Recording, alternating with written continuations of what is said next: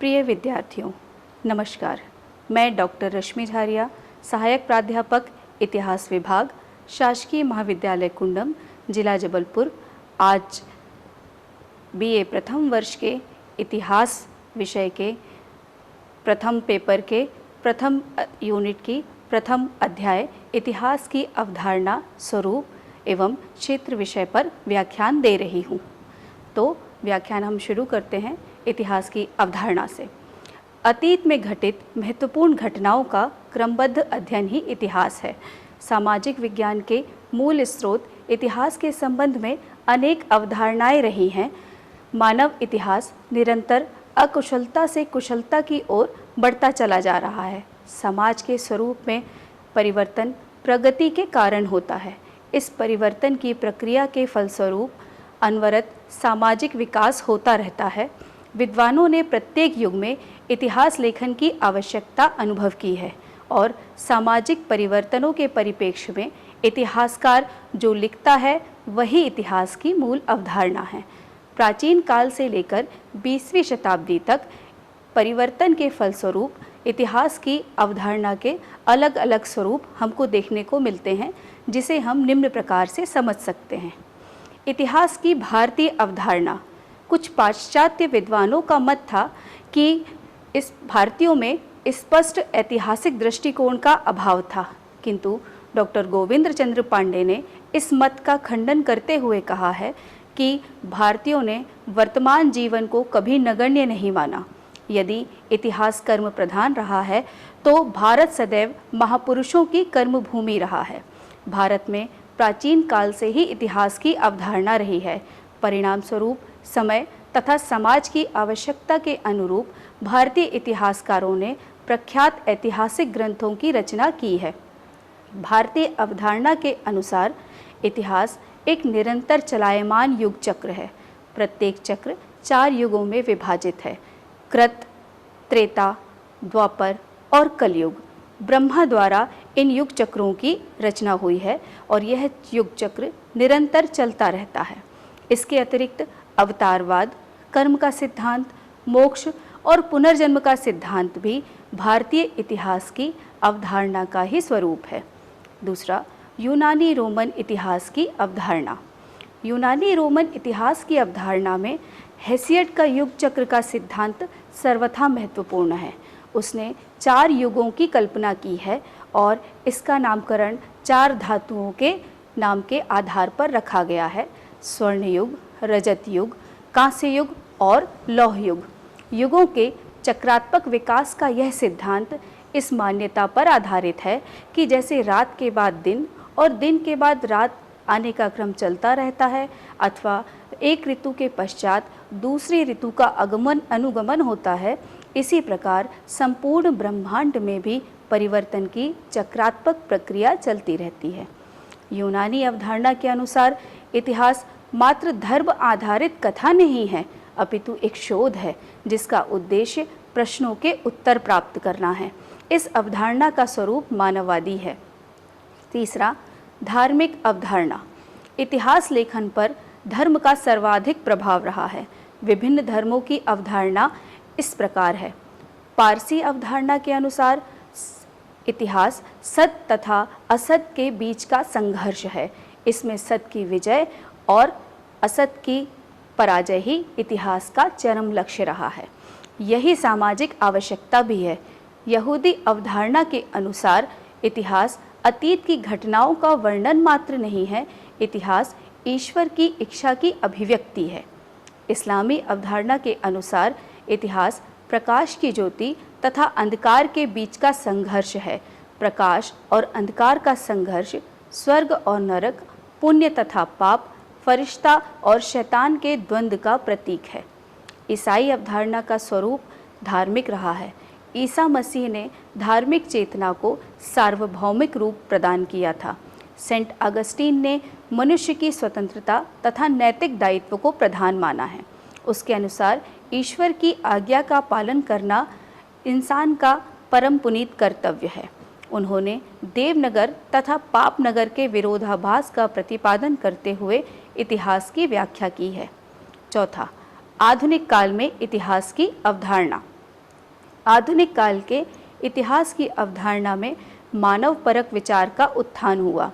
पुनर्जागरण कालीन इतिहासकारों ने उदीयमान नगरों, राज्यों का इतिहास लिखना प्रारंभ किया, क्योंकि इसका संबंध सीधा मानवीय प्रक्रियाओं से जुड़ा हुआ था।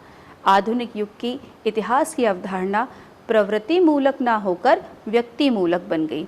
इतिहास धर्म प्रधान ना होकर राजनीतिक हो गया।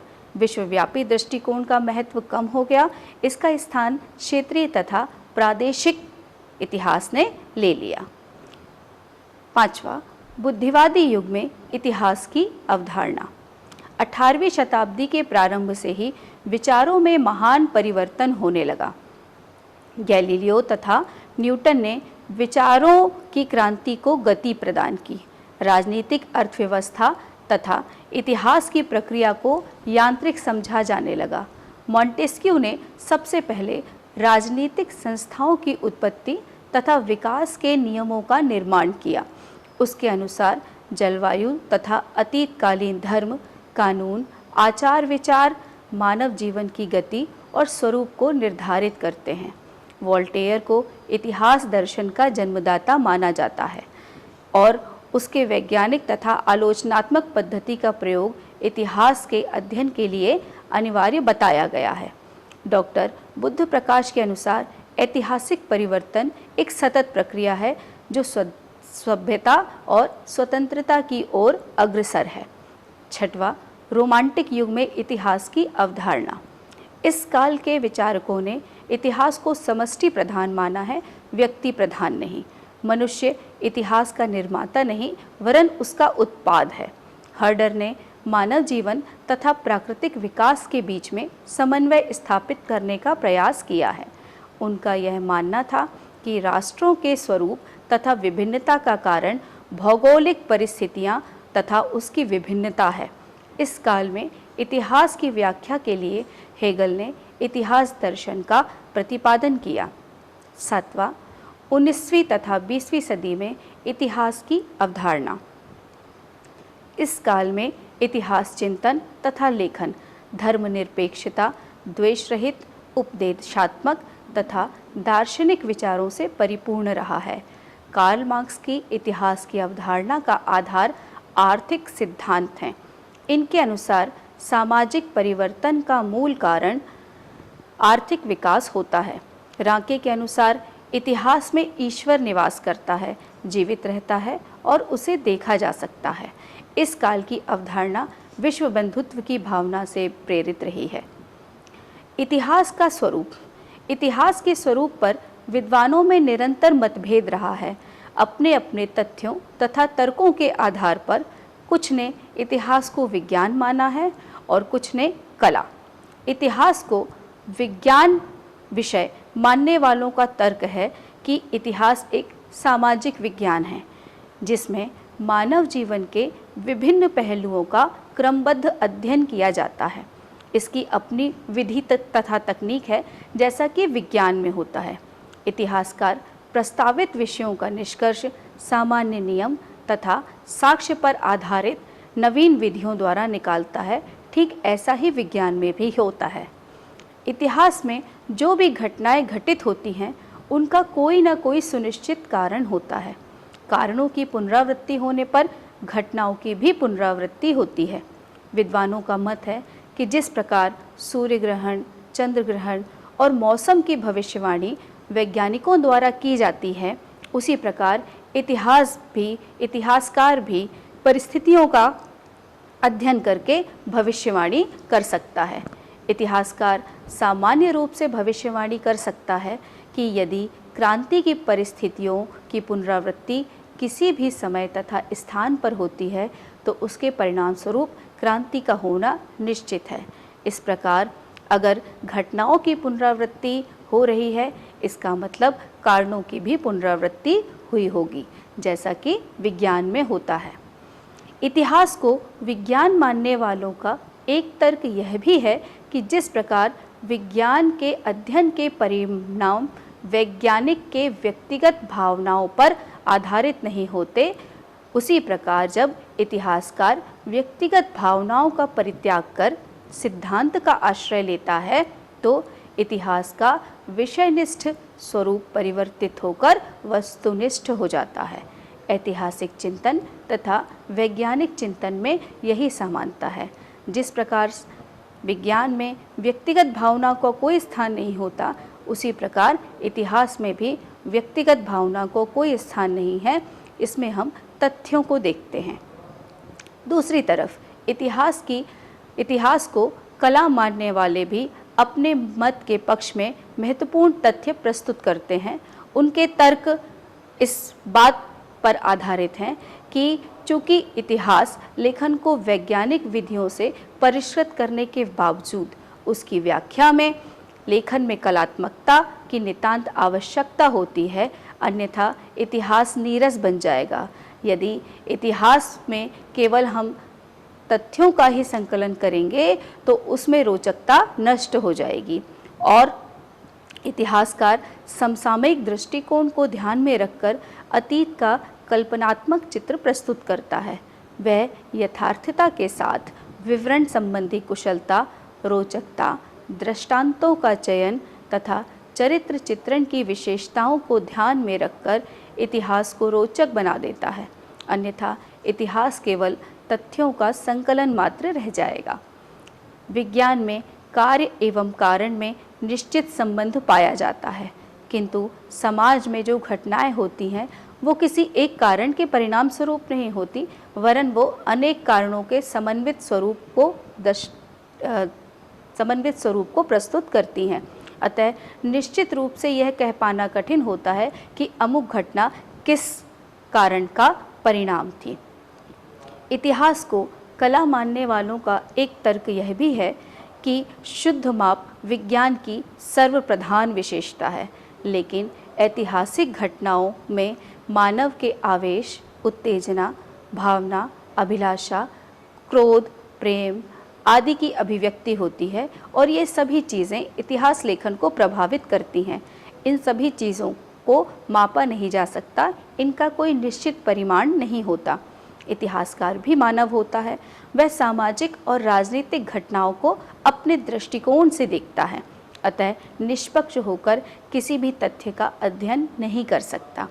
परिणाम स्वरूप जो निष्कर्ष निकाले जाते हैं वह निष्पक्ष नहीं कहे जा सकते।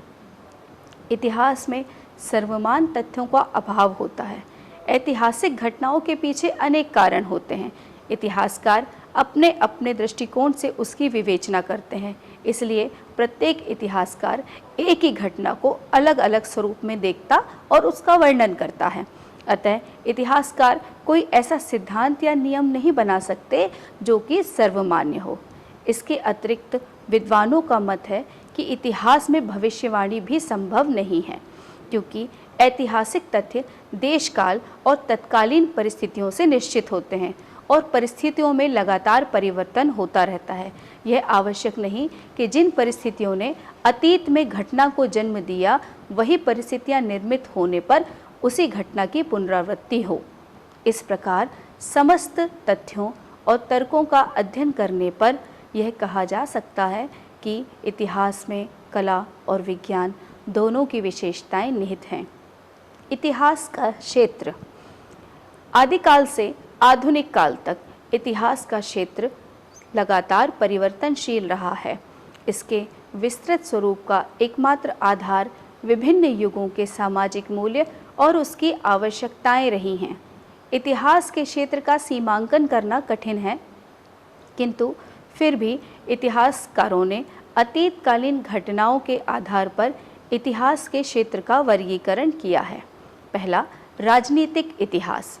प्रारंभिक इतिहासकारों ने राजनीतिक इतिहास को ही महत्वपूर्ण समझकर इतिहास लेखन किया। चंद्रगुप्त, सम्राट अशोक, महाराणा प्रताप, अकबर, महात्मा गांधी, जवाहरलाल नेहरू के कार्यों और उपलब्धियों का प्रदर्शन राजनीतिक रंगमंच पर हुआ। राजाओं और राज्यों का इतिहास लेखन प्रारंभिक इतिहासकारों की प्रमुख विषय वस्तु रही है। जिन नायकों ने अपने कार्यों द्वारा तत्कालीन समाज के भाग्य का निर्माण किया, उनके यही कार्य और उपलब्धियां आज हमारे लिए प्रमुख ऐतिहासिक तथ्य बन गए हैं। दूसरा, सामाजिक इतिहास। 20वीं शताब्दी के अंत में इतिहासकारों ने अनुभव किया कि केवल महापुरुषों की जीवनी का वर्णन ही इतिहास को सीमित कर देता है। इसीलिए महापुरुषों की जीवनी के साथ साथ सर्वसाधारण मानव समाज के योगदान का भी वर्णन करना आवश्यक है। इनका अध्ययन भी अत्यंत ज़रूरी है, क्योंकि प्रत्येक युग में समाज का स्वरूप परिवर्तित होता है। अतः इतिहास का विकास व्यक्तियों तथा राष्ट्रों से नहीं, अपितु विभिन्न युगीन समाजों से हुआ है। अतः समाज में प्रचलित नियम, रीति रिवाज, परंपराएं, आचार विचार, व्यवहार, रहन सहन सामाजिक इतिहास लेखन की प्रमुख विषय वस्तु रही है। तीसरा, आर्थिक इतिहास। समाज के प्रारंभ के साथ ही आर्थिक इतिहास का उदय होता है। समाज ने अपनी आजीविका के साधनों को किस प्रकार विकसित किया, किस प्रकार उत्पन्न किया और उनका समाज में किस प्रकार से विकास हुआ, हम यह आर्थिक इतिहास में जान सकते हैं। आर्थिक इतिहास के अंतर्गत आजीविका के साधन, कृषि, उद्योग, व्यापार, राजस्व, यातायात के साधन आदि विषयों का अध्ययन होता है। चौथा, सांस्कृतिक इतिहास। संस्कृति के बिना समाज की कल्पना भी नहीं की जा सकती, इसलिए समाज के अस्तित्व के साथ साथ संस्कृति भी सदैव गतिशील रही है। इसके अंतर्गत रीति रिवाज, संस्कार, शिक्षा, साहित्य, विभिन्न कलाएं, आमोद प्रमोद के साधन का विवरण मिलता है। वैदिक कालीन, मौर्यकालीन, गुप्तकालीन, हर्षकालीन, मुगल कालीन, सल्तनत कालीन सांस्कृतिक विरासत का अध्ययन इतिहासकारों ने किया है। पांचवा, धार्मिक इतिहास। इतिहास का यह क्षेत्र अत्यंत रोचक है। अधिकांश इतिहासकारों ने धार्मिक भावना से प्रेरित होकर इस विषय पर अधिकाधिक चर्चा की है। वैदिक धर्म, बौद्ध धर्म, जैन धर्म, ईसाई धर्म और इस्लाम धर्म के बारे में विस्तृत रूप से अलग अलग युगों में चर्चा की गई है। छठवां, संवैधानिक इतिहास। राज्य के प्रशासन को गति देने के लिए विभिन्न कालों में संविधान बनाए गए और इसने जन सामान्य को प्रभावित किया। मनुस्मृति, हम्मुराबी का code, Justinian code, code of Napoleon, Macaulay का इंडियन पीनल कोड का प्रभाव जन सामान्य पर पड़ा है, इसलिए इनका अध्ययन अत्यंत आवश्यक है। सातवां, राजनयिक इतिहास। विभिन्न राष्ट्रों के आपसी संबंधों का लेखन ही राजनयिक इतिहास है। मानव समाज को यह भी काफ़ी सीमा तक प्रभावित करता रहा है। आठवां, संसदीय इतिहास। राजा और प्रजा के आपसी संबंधों के साथ ही संसदीय भावना का भी विकास हुआ है। इतिहासकारों का मानना है कि मानवीय समाज के कल्याण के लिए संसदीय व्यवस्था की उपादेयता महत्वपूर्ण है। नौवां, औपनिवेशिक इतिहास। औद्योगिक क्रांति के बाद यूरोप में उपनिवेशवाद ने तीव्र गति से अपने पैर फैलाने शुरू कर दिए। इंग्लैंड, रूस, जर्मनी, फ्रांस, ऑस्ट्रिया, इटली, पुर्तगाल, स्पेन जैसे देशों ने कच्चे माल की आपूर्ति और तैयार माल को बेचने के लिए बाजारों हेतु एशिया, अफ्रीका, उत्तरी अमेरिका और दक्षिणी अमेरिका में अपने उपनिवेश स्थापित किए। उपनिवेश ही इन राज्यों की पारस्परिक प्रतिद्वंदिता का कारण बने और अंतर्राष्ट्रीय स्थिति तनावपूर्ण हो गई। सैनिक इतिहास। अनेक राज्यों के उत्थान तथा पतन के पीछे सैनिक कारण निर्णायक रहे हैं। नेपोलियन, हिटलर और मुसोलिनी का उत्थान और पतन सैनिक गतिविधियों के कारण ही हुआ है। इसके अंतर्गत वायुसेना, जल सेना, थल सेना, अस्त्र शस्त्र और उनके प्रयोगों का निर्माण तथा उनके प्रयोगों का अध्ययन किया जाता है। 11वां, विचारों का इतिहास।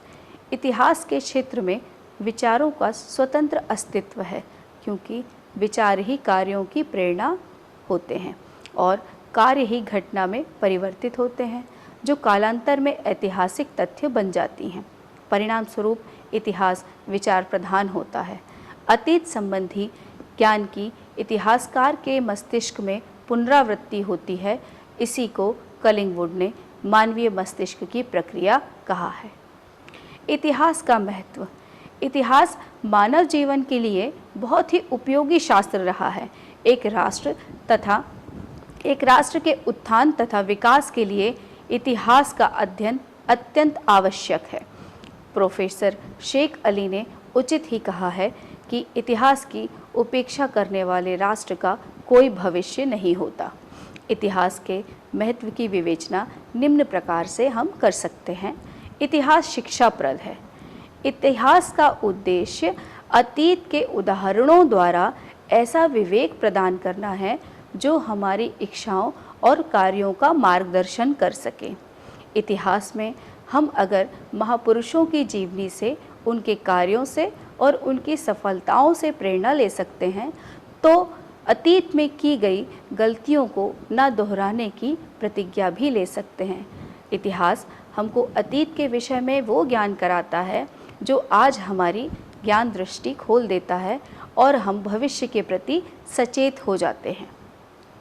इतिहास की शिक्षा प्राप्त करना सभी विद्यार्थियों के लिए बहुत आवश्यक है, क्योंकि इतिहास ही हमको वो दृष्टि प्रदान करता है जो हम भविष्य में अपने अन्य दूसरे उदाहरणों द्वारा नहीं देख सकते। दूसरा, मानव समाज का ज्ञान। मानव समाज निरंतर परिवर्तनशील रहा है और किस प्रकार अप्रगतिशील समाज से आज हम प्रगतिशील समाज की ओर बढ़े हैं, उनका क्रमबद्ध अध्ययन इतिहास में करना बहुत ही आवश्यक है। इतिहास का महत्व। इतिहास मानव जीवन के लिए बहुत ही उपयोगी शास्त्र है। एक राष्ट्र के उत्थान तथा विकास के लिए इतिहास का अध्ययन अत्यंत आवश्यक है। प्रोफेसर शेख अली ने उचित ही कहा है कि इतिहास की उपेक्षा करने वाले राष्ट्र का कोई भविष्य नहीं होता। इतिहास के महत्व की विवेचना हम निम्न प्रकार से कर सकते हैं। इतिहास शिक्षाप्रद है। इतिहास का उद्देश्य अतीत के उदाहरणों द्वारा ऐसा विवेक प्रदान करना है जो हमारी इच्छाओं तथा कार्यों का मार्गदर्शन कर सके। महापुरुषों की जीवनी से हम प्रेरणा पाते हैं। उनके क्रियाकलापों, उनकी उपलब्धियों, उनकी सफलताओं से अगर हम भविष्य के लिए प्रेरणा ले सकते हैं तो अतीत में हमारे द्वारा किए गए गलतियों को भी हम ना दोहराने का संकल्प ले सकते हैं। इतिहास हमको ये ज्ञान कराता है कि अतीत में हमने अगर कुछ अच्छे काम किए हैं तो उनको आगे बढ़ाएं, उनको दोहराएं और जो भी गलतियां अतीत में हमसे हुई हैं उन गलतियों को सुधारें और उनको ना करने का संकल्प लें, भविष्य में उनको कभी ना दोहराएं। इतिहास बहुत ही शिक्षाप्रद विषय है और ये अपने देश के प्रति, अपने समाज के प्रति, अपने धर्म के प्रति सम्मान की भावना पैदा करता है। मानव समाज का ज्ञान। मानव समाज निरंतर परिवर्तनशील रहा है। इतिहास के स्वरूप को और मानव स्वरूप को समझने में इतिहास का ज्ञान बहुत ही ज़्यादा आवश्यक है, क्योंकि अगर मानव समाज, ऐसा माना जाता है कि मानव समाज अंधकार से प्रकाश की ओर लगातार बढ़ रहा है। लगातार अप्रगतिशील समाज से हम प्रगतिशील समाज की ओर बढ़ रहे हैं। तो ये प्रगति किस प्रकार हुई, विकास किस प्रकार और किन चरणों में आगे बढ़ रहा है और हमको उसको कहाँ तक आगे लेकर जाना है, इन सारी बातों का अध्ययन हम इतिहास के माध्यम से कर सकते हैं। इतिहास की व्यावसायिक उपयोगिता भी है। इतिहास के माध्यम से हम विभिन्न पदों पर जा सकते हैं। पत्रकारिता के क्षेत्र में हम अपना भविष्य बना सकते हैं। पत्रकारिता के लिए इतिहास का ज्ञान होना बहुत ही ज़्यादा आवश्यक है, क्योंकि अगर हम पत्रकारिता को अपने कैरियर के रूप में चुनते हैं तो किसी भी देश का इतिहास, किसी भी समाज का इतिहास, किसी भी धर्म का इतिहास हमारे लिए जानना बेहद आवश्यक है। तभी हम समाज को नई और महत्वपूर्ण जानकारियाँ पत्रकारिता के माध्यम से प्रदान कर सकते हैं। अगर हम पुस्तकालय के क्षेत्र में अपना भविष्य बनाना चाहते हैं तब भी हमारे पास इतिहास की जानकारी होनी चाहिए। संग्रहालय में अगर हम अपना भविष्य बनाना चाहते हैं तो इतिहास सबसे अधिक आवश्यक विषय है। संग्रहालय में विभिन्न प्रकार की मूर्तियाँ, सिक्के, अभिलेख और अन्य ऐतिहासिक पुरावशेषों का संग्रहण होता है, संकलन होता है, उनका रखरखाव किस प्रकार होता है और साथ ही साथ उनका महत्व क्या है, उनका ऐतिहासिक महत्व ही हमको आज और भविष्य में इतिहास की दृष्टि में सचेत बनाएगा। तो इसीलिए संग्रहालय में अपना भविष्य बनाने के लिए इतिहास बहुत आवश्यक विषय है। प्रशासकीय सेवा में जाने वाले विद्यार्थी भी अधिकतर इतिहास विषय का चयन करते हैं। इसके पीछे महत्वपूर्ण तथ्य यह है या महत्वपूर्ण कारण यह है कि इतिहास एक ऐसा विषय है जो हमको एक समग्र दृष्टिकोण प्रदान करता है। हम अपने समाज के बारे में, अपने देश के बारे में, अपने धर्म के बारे में और साथ ही साथ संस्कृति के बारे में भी जानकारी रखते हैं। और किसी भी प्रशासकीय क्षेत्र में जाने वाले व्यक्ति के लिए इन सभी बातों की जानकारी होना अत्यंत आवश्यक है, तभी वो आने वाले समय में जिम्मेदारीपूर्ण पदों को संभाल सकेंगे और महत्वपूर्ण निर्णय ले सकेंगे। विभिन्न प्रकार की सेवाओं में भी इतिहास विषय की उपयोगिता है, जैसे कि विदेश सेवा के क्षेत्र में विदेश सचिव, राजदूत के रूप में अगर हम अपना भविष्य बनाना चाहते हैं तो हमको जिस भी देश में हमारी नियुक्ति होगी उस देश के इतिहास का ज्ञान होना बहुत आवश्यक है। विदेश नीति के संचालन में भी इतिहास, उस देश की, जिस भी देश के साथ हमारी विदेश नीति निर्धारित होती है उस देश के इतिहास के बारे में पूरी जानकारी होना अत्यंत आवश्यक है, क्योंकि इतिहास के तथ्यों से, इतिहास के तर्कों से प्रेरणा लेकर ही हम अपनी विदेश नीति को निर्धारित कर सकते हैं और कोई भी निर्णय ले सकते हैं। इसके साथ साथ इतिहास का महत्वपूर्ण आजकल जो उपयोग हो रहा है वो है मनोरंजन के साधनों के रूप में। वैसे इतिहास शुरू से ही एक मनोरंजक साधन के रूप में हम सबका मनोरंजन करता आया है। प्राचीन भारतीय इतिहास के या मध्यकालीन भारतीय इतिहास के या आधुनिक भारतीय इतिहास के स्रोत, साहित्यिक स्रोत के रूप में हम जिन भी साहित्यों को पढ़ते हैं ज़्यादातर उनमें कविताएं, कथाएं, उपन्यास और नाटक होते हैं और इनके माध्यम से हम अपना मनोरंजन करते हैं। और इसके साथ ही साथ इन नाटकों और इन कविताओं, इन उपन्यासों के आधार पर आजकल चलचित्रों और धारावाहिकों का निर्माण हो रहा है, जो कि सभी लोगों के मनोरंजन का प्रमुख साधन है। इस प्रकार हम इतिहास के माध्यम से विभिन्न जानकारी को रखते हुए उसे हम रोचक बना देते हैं। इतिहास का महत्व यहीं तक सीमित नहीं है। इतिहास हम सभी समाज के लोगों को एक नई दिशा प्रदान करता है, एक नई गतिशीलता प्रदान करता है और यही इतिहास का सर्वाधिक महत्वपूर्ण उद्देश्य है। आपने मेरे व्याख्यान को धैर्यपूर्वक सुना, इसके लिए आपका बहुत बहुत धन्यवाद। जय हिंद, जय भारत।